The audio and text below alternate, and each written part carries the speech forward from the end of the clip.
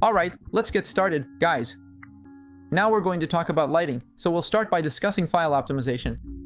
As I always say, we're going to show this in SketchUp, but the principles are the same, right? These are the same principles for whatever program you use, whether it's ProMob, ArchiCAD, Revit, 3ds, whatever, these are lighting and file optimization principles. Here we're going to start by talking a bit more about natural lighting, and then we'll get into artificial lighting, which, by the way, is actually a bit of a limitation for artificial intelligence. When we have things like spotlights, LED strips, some of these elements don't really come out that well with artificial intelligence. Of course, we're already developing tools to make this process easier. The brush tool is one of those features we want to bring into Redraw. In fact, by the time you're watching this video, this function might already be available, alright? But let's get back into that same SketchUp project we were working on. So let's bring this lighting here into our SketchUp, right, into this project here.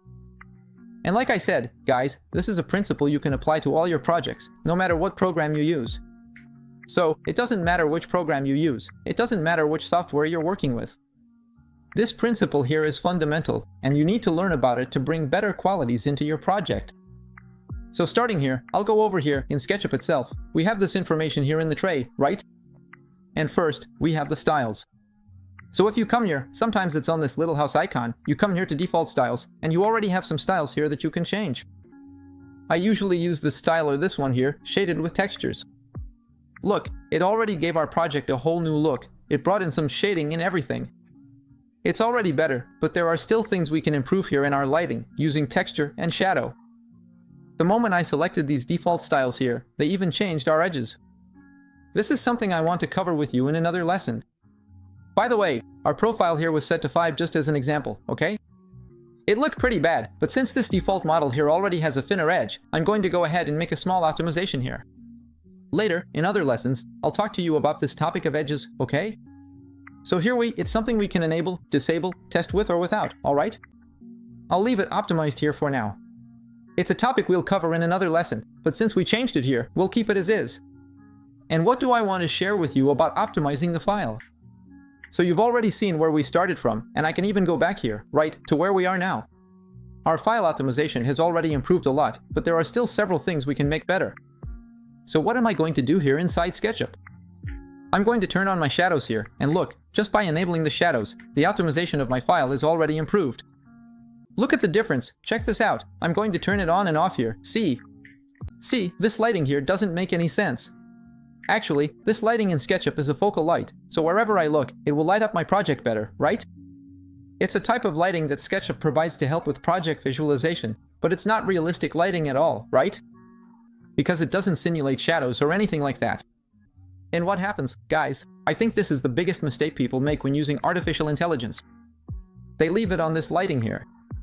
So this project here is actually pretty decent, but when you look at lower quality projects, you'll notice that Redraw really struggles to understand the project, especially when you have very white edges like this. Look, there's a really white edge. Look, I'll even put it here on this background. See, this white edge here. When you have a really white edge, what does the artificial intelligence make of this edge here, of this pure white? It might interpret, first of all, that this is a light. So when you have pure white, a shine, basically, the artificial intelligence might see this as a light, or it might see it as something empty, as something that doesn't exist. So, I don't know, it might imagine something here that doesn't actually exist in this spot. So it's really important that you avoid pure white here. I'll even check how this changes here. But in situations where you do have pure white, what's my recommendation for you?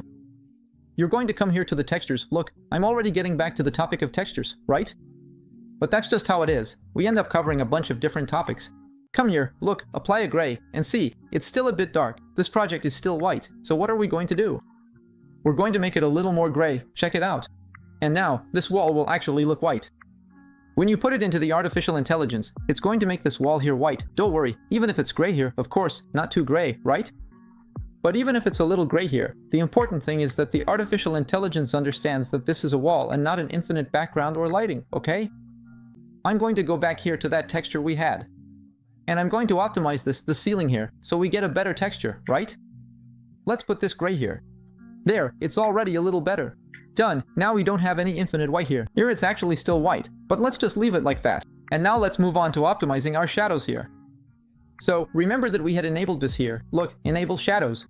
It already gave it this more realistic look. So now when we look at a spot here, you can see that we're not influenced by SketchUp's lighting. Check it out. When I have it enabled, wherever I look, it gets brighter, right? I looked here at my wall, and it got brighter. I looked at my floor here, and it got brighter, right? See, it keeps making, well, a better color. And it's this process here that messes up our image rendering. So we enable the shadow here and start working based on that shadow. What do I want you to understand here? The brighter your project is, of course, well optimized, it's no use just blasting a ton of lighting because that can also look bad, but the better lit your project is, the better the artificial intelligence will understand it. So let's go. Here, look, in this same shadow button, we have some options for the sun's positioning. So check this out, we can really adjust the positioning here quite well. Look, if you put it here, see how it already gives a different vibe. And another thing you need to do, we have our highlights here, right? So check this out, these highlights are really the light that's coming in. You can increase it, set it to something around 70 or 80. Of course, this will depend a lot on your project. And then you come here to our shadows, and usually people like to make the lighting really pronounced, but no, guys, keep it to a minimum here, okay? If you want your shadow to show up, you set the shadows a little lower here, right, and let your shadow come in. If you don't want your shadow to come in, just keep it more balanced here, see? But the important thing is that we have a well-lit project, okay? So check out this brightness that came into our projects here. This is really interesting for us to get good results with artificial intelligence. So, I'm even going to try something crazy here. I'm going to try to isolate it. Sometimes you might say, man, but my project doesn't have any lighting coming in or out. It doesn't matter, guys, it doesn't matter. Look, even if you don't have any sunlight coming in here. So we put this project inside a frame here. Look, inside a square. It doesn't matter, check it out. It's still lit up, no matter what scenario it's in. Now I can't control the shadow here, okay? But I can adjust its brightness here. And it's really important that you bring this aspect into your project, these brighter projects. First, what are we applying here? We're applying good lighting, we're applying good modeling, and we're using a good camera angle. There's no point in making your project bright like this and then using a security camera angle. Like we mentioned before, a 90-degree angle, it just won't look good. So try to keep your field of view at 30, 20, 40 degrees, whatever works for your project. But we're also bringing good lighting into our project here. This is a really important aspect when you're sending your project to artificial intelligence. So here, look, I'm simulating as if it were a closed room. I'm going to remove it, and now I can get my shadow coming in here, right? So I'm going to lower the brightness here, then I can add my shadow. But this is a detail you need to adjust. And now let's check out the difference. Look, I'm going to make my project brighter here. Let me find a better lighting here. I want lighting like this. I want to highlight the sun a bit more, so I'm going to lower the darkness here a little more, see?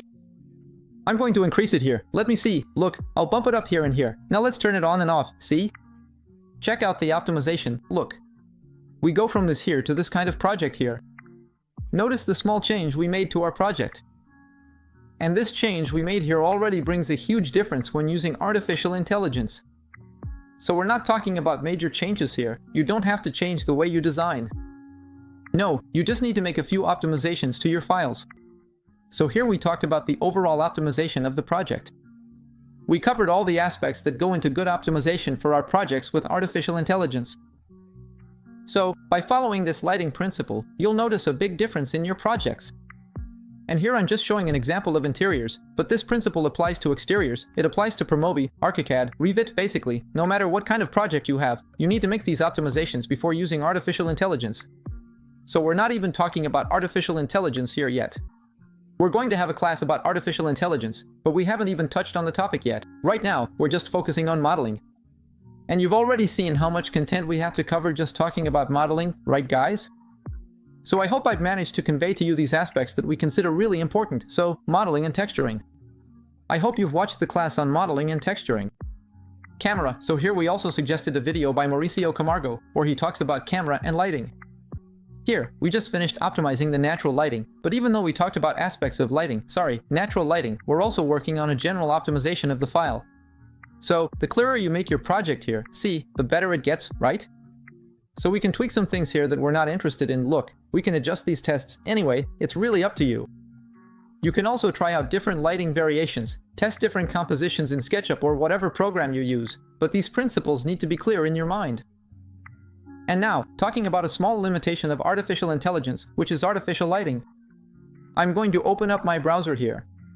So a lot of people, Vray users, Lumion users, and Scape users, they're used to using these spotlights here, you know, trying to show them here in 3D. Usually, they place these spots on the walls and so on. They have this habit of putting these files here to represent lighting in the project. But what happens? When you place a spotlight like this, or even Vray's own lighting, it actually gets in the way of the AI's interpretation. Why? What is the artificial intelligence going to see here? I don't know, it might see a UFO, a flying saucer, who knows, but it's not going to see lighting. Why? Because these are lighting files from the program you're using, not from the artificial intelligence. So, it's really important for you to clean up your file, right? Sometimes people bring into the artificial intelligence projects full of files, you know, like lighting files. We even have an example here, look, in the Redraw videos, where we show some aspects of visual clutter in 3D projects. So check this out, see these elements here? This rectangle, it's a variety lighting icon. Here we also have another rectangle of variety lighting icons. Anyway, several rectangles here, right? Not to mention that here we're also dealing with poor texturing in the project. So look at these mirrors here, they're all black. So what do we do with this image here? First, we remove these lighting spots here, improve that, and also crop the image so these elements don't show up, right? Look, here there's also another image where we address this as well. So here in this part of the video, we're talking about these lighting spots, see, which are elements from other programs, like Vray or Scape. They're not meant for artificial intelligence.